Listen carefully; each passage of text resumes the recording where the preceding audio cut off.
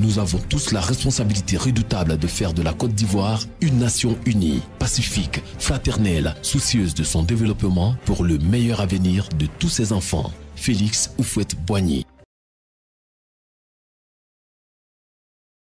Bien, à la suite de normes régulatrices de la vie sociale à côté de la norme de droit dont nous avons parlé dans les vidéos précédentes, à savoir l'honneur, le loge et le sens, eh bien, nous avons décidé de vous parler de 4 défauts qui constituent des obstacles importants pour le vivre ensemble. Des défauts qui, disons-le, empoisonnent la vie citoyenne, des défauts qui affectent négativement les relations entre les citoyens. Il s'agit de l'orgueil, de l'envie, de la paresse et de l'immaturité. Eh bien, comme on le fait chaque fois, il ne s'agit pas de traiter tous ces sujets en profondeur, mais il s'agit de donner quelques pistes de réflexion, de donner quelques idées pour que nous puissions ensemble améliorer la vie citoyenne. Alors, nous commençons par l'orgueil, ce que nous allons définir. Et avant de définir l'orgueil, il faut que nous nous rappelions une chose. C'est que l'estime de soi est un sentiment qui est présent en tous les hommes. Et cette estime de soi en elle-même n'est pas mauvaise. Elle est même nécessaire pour s'assumer pleinement en tant qu'être humain. Mais l'orgueil, c'est un peu la déviation de ce sentiment légitime qui porte la personne à estimer ce qu'il y a de bien en elle, en ce que elle exprime un sentiment, cette personne, exagéré de sa propre valeur. En plus de cela, l'orgueilleux recherche l'estime des autres dans la mesure où cette estime lui est utile dans son commerce avec les autres. Et comme il a conscience de sa propre valeur, l'orgueilleux essaie de surestimer cela. Il faut quand même préciser que avoir conscience de sa propre valeur et l'estimer est une bonne chose, parce que cela nous porte à nous respecter nous-mêmes. Mais entretenir un sentiment exagéré de sa propre valeur devient de l'orgueil. De la même façon, désirer que les autres apprécient notre valeur est également quelque chose de bien. De même que nous devons aussi reconnaître et estimer les qualités des autres.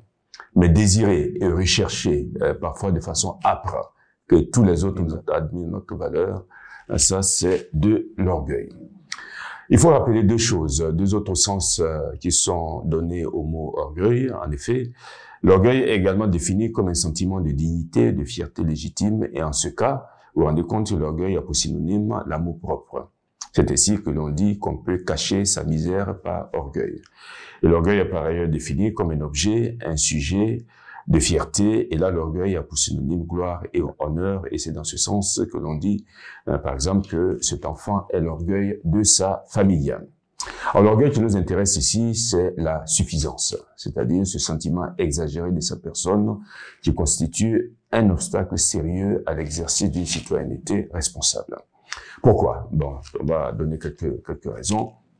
Que l'orgueilleux ferme les yeux sur ses défauts, il regarde ses qualités avec un dévers grossissant, il en vient à s'attribuer les qualités qu'il n'a pas, il parle et agit pour se faire remarquer, l'orgueilleux examine les défauts des autres à la loupe, il adopte envers eux une attitude hautaine, arrogante, dédaigneuse, il porte sur les autres un regard méprisant, il les regarde de haut comme on dit, il adopte des sourires moqueurs, sarcastiques, pour leur faire sentir qu'ils ne valent pas grand-chose, et beaucoup de choses du même genre que chacun peut aisément imaginer. Tant à l'instar du bon sens, on peut dire que l'orgueil apparaît comme un des sentiments les mieux partagés par les hommes à des degrés divers. Il y a 3 défauts qui naissent de l'orgueil, que sont la présomption, qui pousse à vouloir faire des choses au-delà de ses forces et capacités, en s'abusant soi-même de ses propres facultés réelles. Il y a l'amour et la recherche effrénée des honneurs, des dignités, de l'autorité sur les autres. Parce que l'orgueilleux se voit supérieur aux autres, et il veut les dominer, il veut leur imposer ses propres idées, et il ne souffre pas de la contradiction. Et puis la vanité dont nous avons parlé dans une des vidéos du mois de juillet. Alors l'orgueil a des effets désastreux sur l'orgueilleux lui-même, sur les autres et sur la communauté tout entière. Combien de guerres n'ont pas été suscitées à travers le monde par l'orgueil des gouvernants et quelquefois des peuples eux-mêmes?